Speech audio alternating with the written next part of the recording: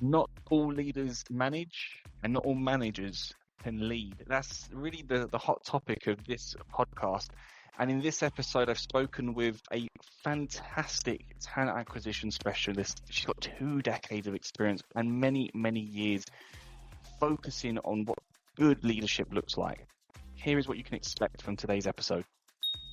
I find very often management and leadership are used interchangeably, as though they're the same thing. And very often you'll have roles that are managers. You won't necessarily always have roles as leaders, but understanding the differences and that one may not be the other, and that a person who has very good management skills may not have the leadership skills and vice versa.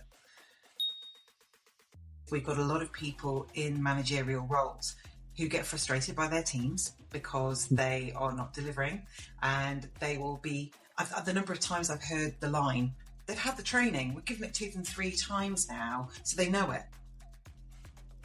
Really. So what have you done as a leader to understand whether they know it? What it is that's stopping them from implementing that training? If they've had the training and they understand it, first of all, have you checked that?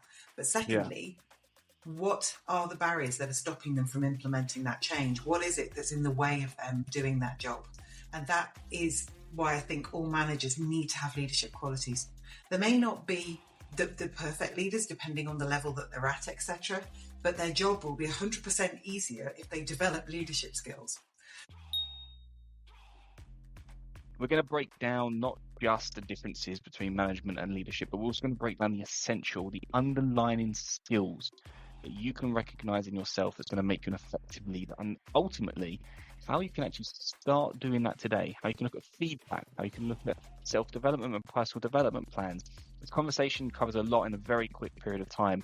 Leadership is such a broad topic. This is just touching the surface of it. It's such a good starting point for anybody who is interested in kind of tackling more leadership tasks in their own life, in their own careers, and really making this a fundamental part of what they want to do with their lives. So thank you so much for joining, as always, and hopefully I'll see you soon.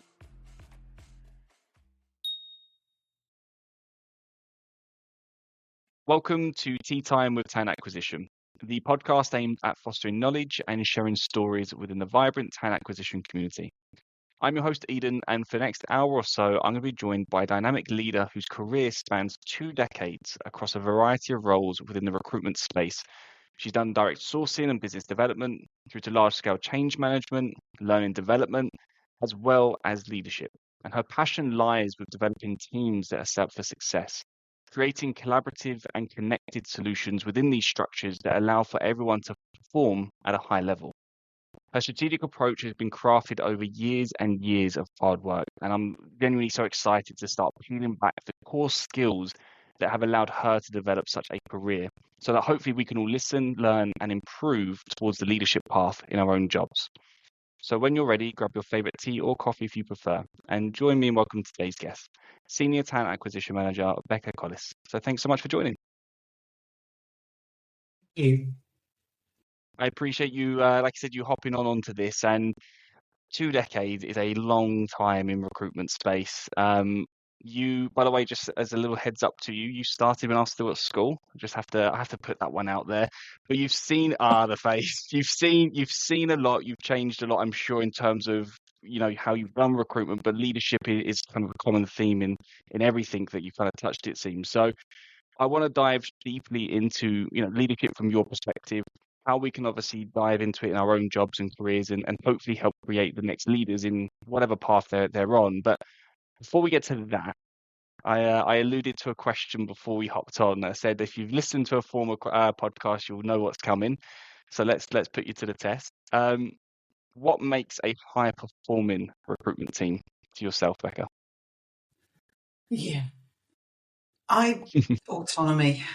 Creating teams that are inspired and comfortable in their own space, in their own skill sets, ensuring that they're actually supported in developing their own skills, but also in having confidence in what they're doing and not feeling like when you create a solutions first environment, you end up with people that automatically don't fear that first interaction when they mess up. They're going to mess up. accepting that, looking at how we can mitigate for future risk, but more importantly, create an environment where people are comfortable making those mistakes so they can progress. That, to me, that's your start point, but there's a lot of different layers to that. That's a pretty big question. I know, but I like to see how people answer it. And the long story short for this is that my plan is to get as many of these answers as possible to create like this go-to list of things that TA leaders and aspiring leaders can look at and go, okay, I want to build a high-performing team, and Becca said this, and then such and such said this, and then we start creating, a little bit more of what a high-performing team means in TA. Because everyone has an idea, but let's stitch it all together to create something almost like a blueprint. So you've helped towards that blueprint, so thank you for that. But let's get it back, right? So leadership, management, these two topics are kind of woven together, but let's split them up for a second. What does management mean, and what is leadership? So to me, the reason, obviously, for this conversation today was because we talked about this, and I find very often management and leadership are used interchangeably as though they're the same thing. And very often you'll have roles that are managers. You won't necessarily always have roles as leaders, but understanding the differences and that one may not be the other, and that a person who has very good management skills may not have the leadership skills and vice versa.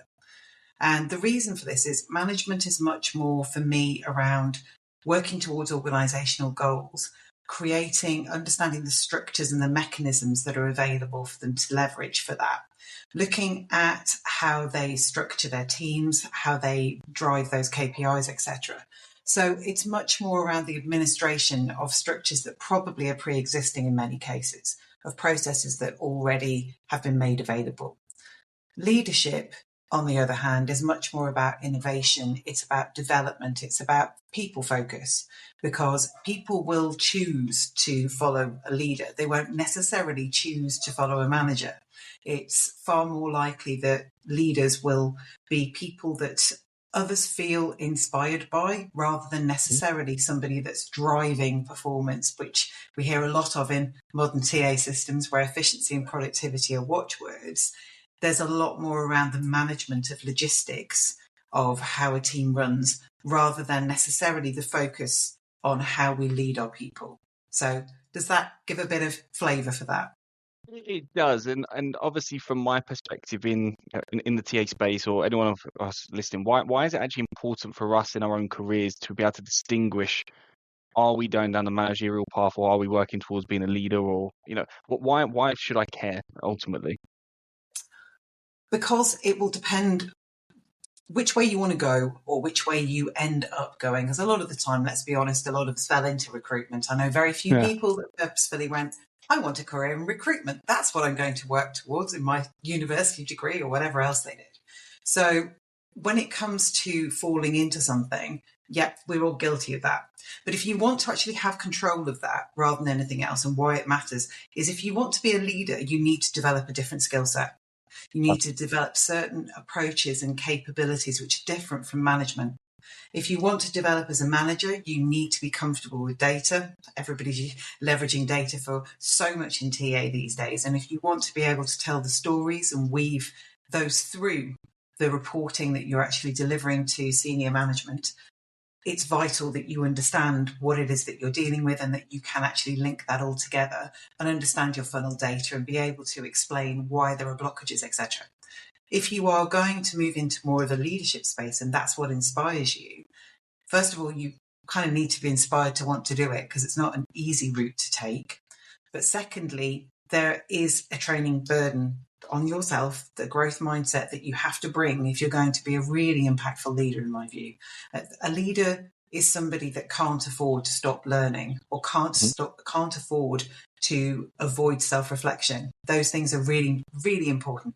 And so deciding whether you want to go into management or leadership at all, because of course a lot of organisations are still sitting in that space assuming everybody who's done well at their job is going to be a manager or a leader, whereas individual contributors can be really good power horses for your business, and they can be incredibly useful because they love what they do. They're really good at it. They're not just tactical, they're strategic in their approach. They're just not interested in the people piece. and managing teams or leading teams.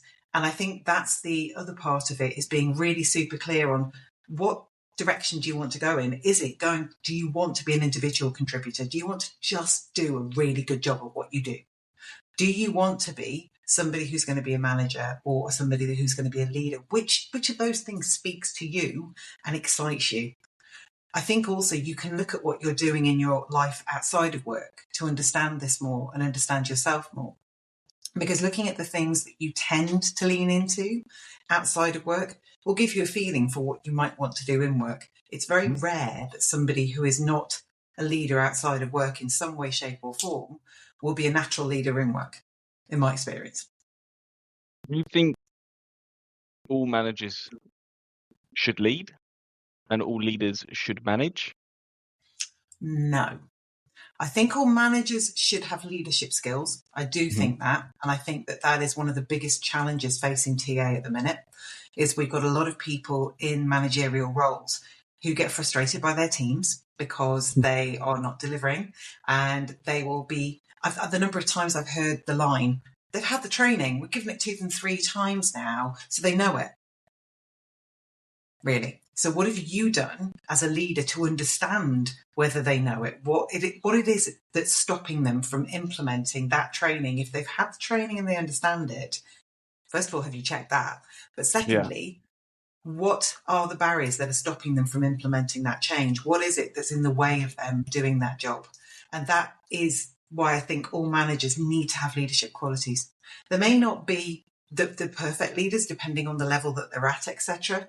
But their job will be 100% easier if they develop leadership skills. Whereas the other way around, there's absolutely no need for somebody who has natural leadership skills to be a manager of people. They might be, leaders can take so many different shapes within any organisation. They can be thought leaders, they can be people who are project leaders. And I mean, in terms of leading that project rather than leading the individuals within it. They may be somebody that simply inspires others to be able to be better at certain things. So certainly one doesn't necessarily mean the other, but with managers, I do think that all managers need leadership skills. See, I'm trying to draw a connection to talent acquisition and what I see quite often. So I hire a lot of software engineers. So I see a lot of staff engineers and principal engineers are leaders, and they always say to me, like, I want to lead people, but I don't want to lead on day-to-day people. I want to inspire them, and they use those phrases. And there's a lady, her name's Andrea. She's been one of our guests before. She runs Talent Crunch Berlin. She is a massive believer on principal recruiters, and they are on an equal footing to the most senior member in the team, if that's how you're structured. On a strategic level, it's a strategic role, but you're focusing on recruitment, not people management side. Why don't we see, do you think, as many of these kind of staff roles, principal roles in recruitment teams? I think the simple answer to that is businesses aren't thinking their way around it yet. When I first came into recruitment, it was very much that everybody wanted to get into management, regardless of whether they wanted to manage people. They wanted to get into management because that's the progression. It's a bit like, if we take it to a more every person setting, when you're a young person, you think about the fact that you need to get a job, you need to have a house, you need to have a cat or a dog. You need to have another half, perhaps. Perhaps you then get married. Perhaps you then have a kid, and then you hit this point where, like, well, I've got everything. So why isn't it all working? Why am I not living in this castle? And why it's am I all not brilliant? happy anymore? Yes, exactly. Because you've done all the things, you've crossed all the dots, and dotted all the T's, one way round. But we can do it that way around. But the reality is, again, people have this vision, or had this vision historically, that was what you would do.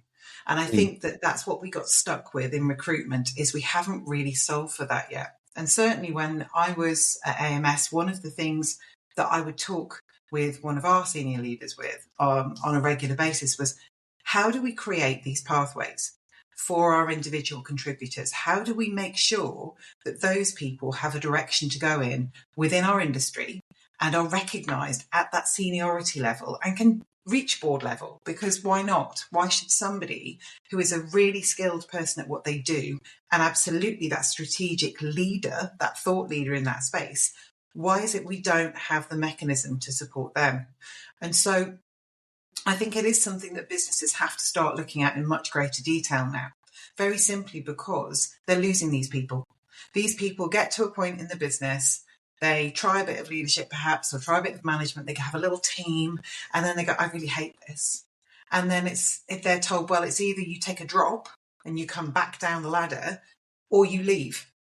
And so that has to change. What we all have to be looking at the moment within the bigger teams function areas is how do we create space for those people, and how do we reward them for being that good at what they're doing, but also how do we challenge them? How do we continue to evolve that role? And I think because it's that individual contributor piece, it's more complex for businesses, because we know if you go up a tier system and you're going into, let's say, a team leader, then you're going to a manager, then you're going into senior, blah, blah, blah, blah, blah. That structure is easy to see, and you can understand the competencies that somebody might have to display and the skills they might have to grow in order to fit that criteria, because they are a grade level change. But when you're talking about a grade level change for somebody who is a technical expert in what they do and a strategic expert, you've got to really recreate what that step looks like. And I think the basis of this is, or the really sad part about this is, a lot of businesses just haven't focused on that yet. And I do think it is a missed opportunity, because there are a lot of these people, as you've talked about software developers, I've seen the same thing with them, where you've gone in and these people are incredibly skilled and really good, and they get thrust into a management role just because they're good at what they do in their day job. And suddenly they've got to deal with all these people skills that they didn't know they needed, and they don't want to be there. So they jump ship, they go to another company. And I'll it's be honest years with you, that is before. typically what I find. You know, if someone's been in, and this is a little piece of advice to anyone, if someone is hiring for a senior, target team leaders in the last year who's taken that switch, and you'll be surprised how many will move back. It's true. Little It's inkling for exactly you. that. I think just my own experience, that perception by the way you say, like, get the job, get on a career ladder, step up, step up, step up. That's how I was always taught as well. And I think it's also because we're in recruitment, there's not many companies who are really owning that principle route without creating ridiculously wild expectations around it. Make this amount of hires, build this amount, depending if you're internal or external, and it almost becomes unattainable. So people look at it and go, maybe that route is a little bit easier because that's the path that's making it more obtainable. And because there's not enough people sitting there going, hey, I'm a leader, but I don't want to manage, that's why it's not become maybe the forefront of the conversation. You mentioned a few skills, thought leaders are going to obtain. You mentioned growth mindset, right? Mhm. What other specific skills or underlying traits do you see? So I want to park the management side. I want to focus on leaders, because leaders are going to be every single person essentially, right? So what skills can we try to recognize in ourselves that we can sit back and go, okay, I have this or I don't have this, that you thought is fundamental to kind of take action in this career path?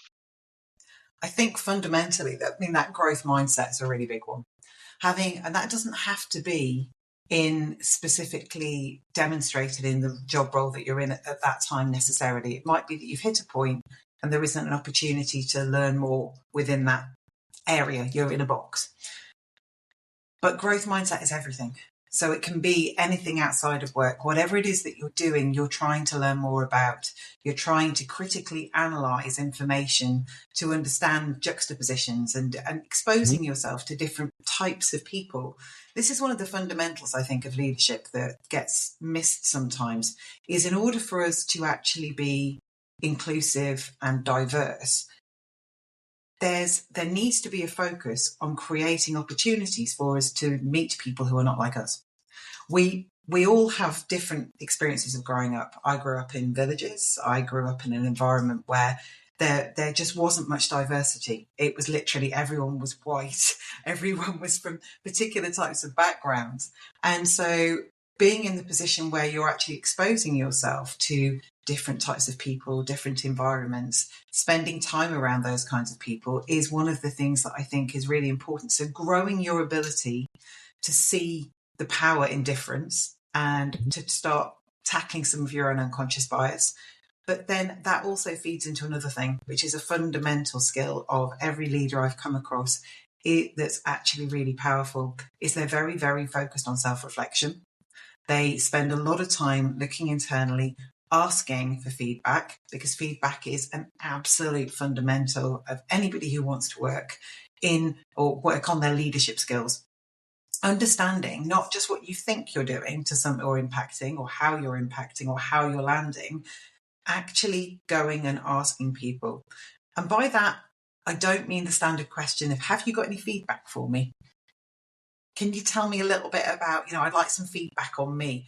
That is literally the worst question to ask somebody if you want feedback, Makes in it my feel opinion. so awkward. 'Cause you're like, Yeah. okay, let me judge you for a second. Instead of giving me something actionable, let me evaluate you. And then you also slightly know they're going to take it personally. That's also the problem. Absolutely. But creating that ability to actually understand yourself because you're presenting it in an easy way to digest. I've done it in a bit of a weird roundabout way. For instance, once there was a particular manager I was working with, and we were not getting on. We were just butting heads all the time. Every time we were trying to push stuff forward, I was getting frustrated. I knew he was getting frustrated. And so I was like, right, okay, I've got to do something about this, because I'm waiting and waiting and nothing's happening. It's not getting Yeah. any better. And I'm trying all of the things. So I actually went into a meeting and I said, look, I brought the elephant out in the room. I can see that, that there's a bit of a clash with the way we're working together at the minute. What can I do to help us to work better together? How can I change my approach in order for us to actually push forward as a team? It's a hard question to ask, because when you go into that particular situation, again, as you say, people don't like feedback. To begin with, it can be a bit painful. But I think being able to sit there, listen to it, thank somebody for providing it to you, and then take it away and critically analyse that as well. So you're not just taking it and going, oh, woe is me, I'm terrible, the world hates me. You're going away and you're going, okay, so they said these things. My experience are these things. I've asked other people of their opinions and they've given me this feedback. Do I think that this thing needs to change, or how do I think this thing needs to change that I'm doing? The other piece, though, when we come into sort of the skills of leadership, the focus on people is a key. So being interested in people and being interested in engagement in that way. If you're going to be a people leader, that's a focus. If you're going to be somebody who is a leader of other things, i.e. you're going to be a project leader or you're going to be a thought leader in a space, having an interest in how other people are impacted by your story, you still need an interest in people. Mm-hmm. So that one's a fundamental for me. Also being comfortable with the fact that we're on a changing landscape and change is positive and we can bring that positive approach to it. But the other piece is being creative, because if you don't bring different ideas to that space, then again, what you tend to find is you'll stagnate and then you'll sit into that administrative function. You're falling much more into the management area of processes or the actual people than you would be bringing something new to the table. And being really comfortable in drawing that out of other people, because whatever leadership role you're in, you don't have all the answers. And that's the beauty, is you don't have to. You have to be in a position where you can inspire other people to feel comfortable coming to you with ideas and expressing crazy thoughts off anything that's just a little bit nuts. Sometimes that's really handy, because you can then either take that and shape it, or it can suddenly bring something brilliant to the table. So I think that there's quite a raft of different attributes that are really important. I also think that from a people leadership space, you can develop leadership skills, but there are some people who are simply born that way. And when I was about to ask, a leader's born or developed, because there's always that old adage that great leaders are born. So you believe that people are natural leaders in this, or some people are natural? Some are. I mean, and it's like any other skill. You're born. All of us have particular things that we will be naturally more likely to be good at, right? Mm-hmm. I mean, it doesn't matter what it is. You might have really good hand-eye coordination from really young. You might have an affinity with animals. It just might be that they really connect with you and you really connect with them. You might be great with kids. I mean, there's so many different things that will tend to fall into that. Leadership I see in a similar kind of way. And the reason why I say that is because if we can all think of those people from our childhood that were just the leaders in the room. They weren't commanding it. They didn't ask for it. People would constantly select them if there was something that they needed a leader for. It wouldn't be that they would volunteer. They'd be voluntold by the rest of the people in the space. Oh, we want you, or you can do that, or we'll follow you. Where are you going? And the reality is those people have a head start. It doesn't mean that other people can't be really great leaders, but they're going to have to work at it a lot harder than somebody that has that start point. Having said that, if that person doesn't actually push on that button hard, like for instance, you've got someone who's swimming at, I don't know, national level at the age of 14, if they then stop swimming, the other people that couldn't even swim at 10 will pass them. So the whole turtle and hare piece comes in as well. Do you think that there's an element of, and to that point you were saying, I'm thinking back to my own school days, to be honest. It's generally the more extroverted individuals, the more popular individuals who would be told, as you just said there, that they were kind of being the ones that people would lead. But do you think you need to be that way to be a good leader? No, I don't think you need to be extroverted. I'm so glad you said that. It's they're the obvious. Just because you're the loudmouth in the room and just because people are drawn towards you, testing those individuals and seeing actually how well they lead very quickly turns people into choosing not to follow them if they're just or mouth and no trousers, for instance, as the phrase goes. But the reality for me is I know a lot of introverts who are exceptional leaders, but they have the really great thing about them is if they happen to interact with a really good leader who's comfortable and already in that space and already leading, they will usually identify that introvert and they will then pull that introvert into a comfortable light. It might not be comfortable straight away, but it sometimes takes another leader to pull that out of an introvert, whereas it doesn't necessarily for an extrovert. Because an introvert may not have even identified those qualities in themselves. Very often I find they need a little bit more support and encouragement. But like in social situations, I find that very often introverts and extroverts work very well together because an introvert will love the shade that's thrown on them by the extrovert who wants all of the stage. So between them, they actually create an incredibly compelling team very often. Do you think, coming back to the element of, leaders can kind of fit into any sort of role we can also do at any point in our careers, how can we actually start, I guess, how can we start influencing our own careers? Say someone's listening to this right now and they're a year into their recruitment journey, or maybe they're leading a team already for 4 years and, they still want to just kick on a little bit further.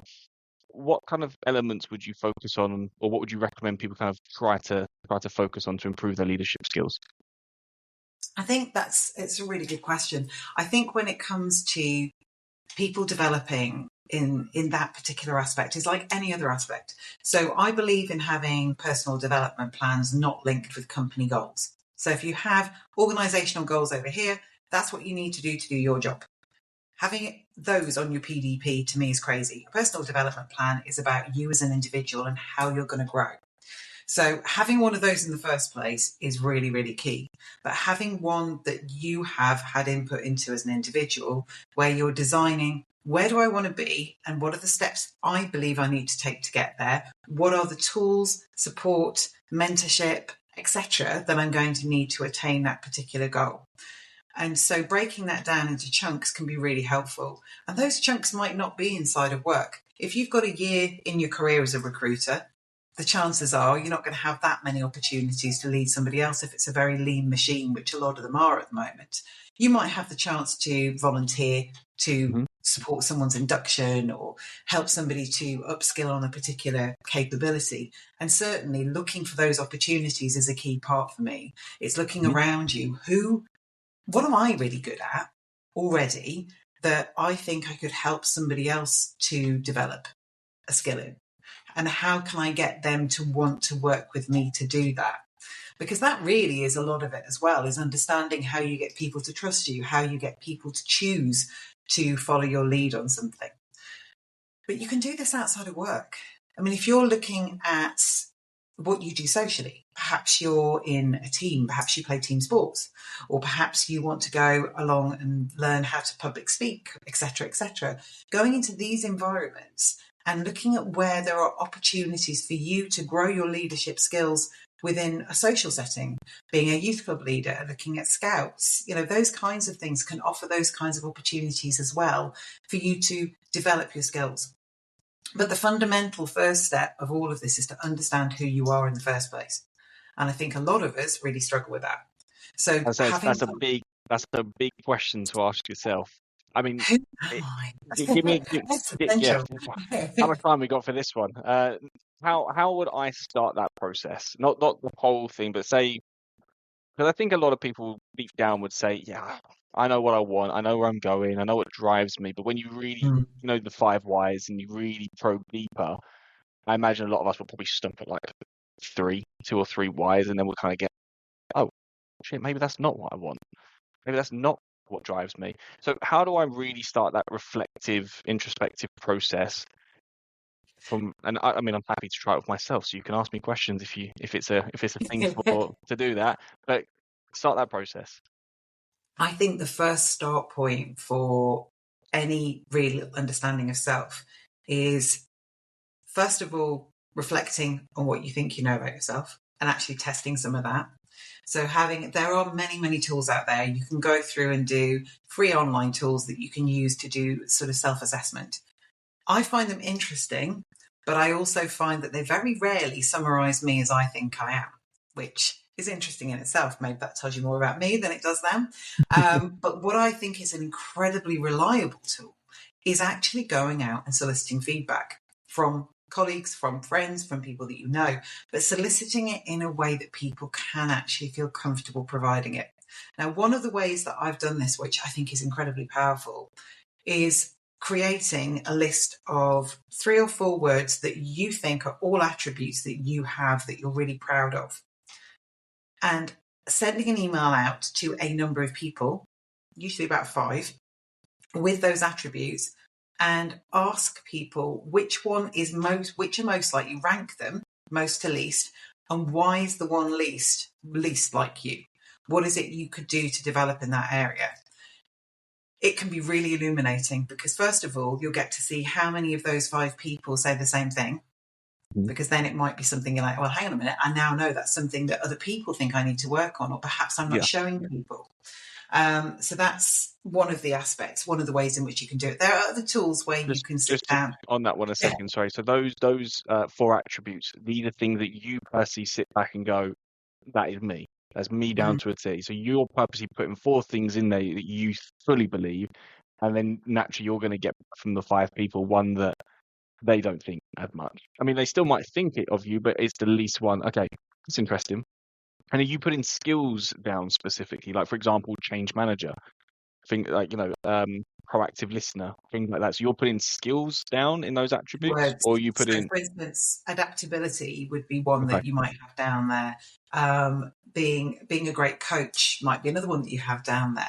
Being somebody who is innovative might be one that you have down there. And it's ranking. It's, as I say, it's picking those things, but making sure that they are all things that you think are attributes that you show in large numbers, and then getting that feedback. Also inviting people to feedback on each one of the other attributes as well. So where is it that I've demonstrated this, or how is it that you think I've evidenced that I have this particular attribute?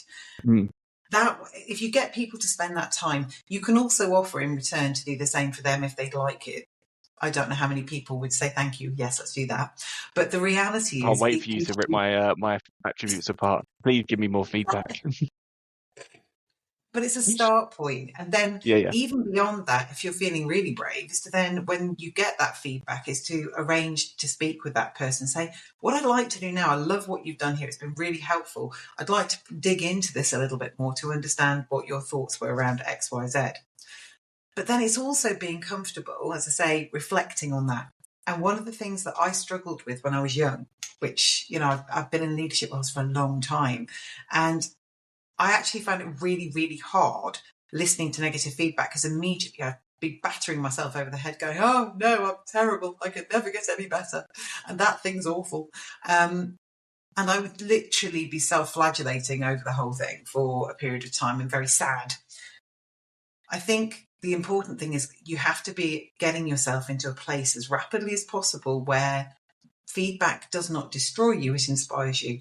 And once you get to that, it's incredibly powerful because it gives you the opportunity to discard that which you think is more about that individual than it is about you, and to take on that which you think, actually, I could do something about that, and I think I'd like to do something about that. It's very empowering then, because then it helps you to develop what is it, where is it I'm missing skills within this that I need. Also, even just writing down what typical leadership skills you think you need to have as a leader, and asking people to rate them. Which one do I have the most of? Which do I demonstrate most commonly and least commonly? Because, for instance, coaching is one that I think is a massive, massive need for anybody that works in leadership. And yet I have trained people in coaching and been really quite dumbfounded with the number of people that don't understand what coaching is, who are in senior leadership roles or have never experienced it. I was in a webinar probably about a year ago or so, and there was a chap on the webinar. It was a leadership, because I was doing a transformational leadership apprenticeship myself. And on this particular webinar, this chap, they asked the room, has anyone ever been coached before? What experience have we got of coaching in the room? Middle-aged guy says, oh yeah, I was coached for the first time last week. And I'm like, wow, last week. And this is the thing, is it does exist that people haven't had that experience. As leaders, we are very comfortable. And that's the other thing that happens a lot in recruitment, is leaders will tell people what to do. They'll direct people who are less mature in their role, or people that are mature in their role but aren't necessarily delivering. They will direct them as to what they want them to do and how they want them to do it. And then people get frustrated because they're not making progress, or because that team member's still not performing. Whereas when you coach them, when you actually look at what they're doing and ask more questions and give them the reins of that opportunity to develop, you see a lot more positive change. In any role, but particularly in TA, we don't have time necessarily to deliver what I would call genuine coaching sessions that often, that are pure coaching. But we do have the opportunity to bring it into our everyday and blend it with some of the directive stuff that we've got to deliver, because we do know how to do this. I've got to show you because you need to do it this way. With actually, this is where we need to get to. What do you think are the solutions for how we're going to attain that? And how can we approach that? How can you take this forward? So my former manager, he was very, very good at that. He was a very, very good coach. And yeah, I mean, I've had many managers in my life. He would always ask, what do you think? How would you get to that? What do you? And sometimes, as at that point, hands-on recruiter, I would get frustrated, because I'm like, no, just tell me the answer, because I just need to move on. I just need to get on with my day to day. But then, now I'm more mature, I'm reflected back, thinking, okay, actually, you're helping me understand the perception of what's happening in this scenario, and you're helping me find the solution myself, and you're taking me on that journey.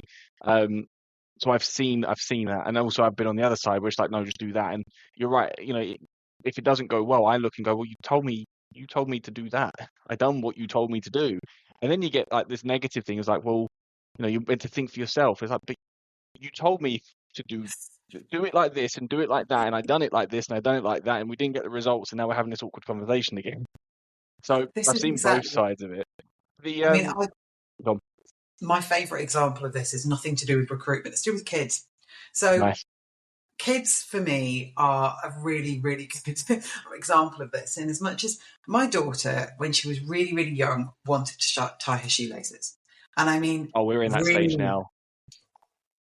they want to tie their shoelaces, they want to put their coat on, and you're literally trying to get out the door, because as parents, when you've got young kids, for some reason, we're doing everything at the wire. We're literally, all right, we need to get out the door. And they're there going, I've got one lace and the other. And you're literally going, and the No, reality is, mummy, I'm doing it. No. And then they have a yes, little meltdown, like, no, I'm doing it. Like, okay, come on. and this is exactly, and what we end up doing is very often we end up falling back on the, oh, just let me do it. And what we then have And what I've eventually found with her was we were on a particular day, we weren't mega against the wire. We'd got a few minutes. And she was doing her usual, getting a little bit stroppy and leaning away from me because she was trying to do a shoelace.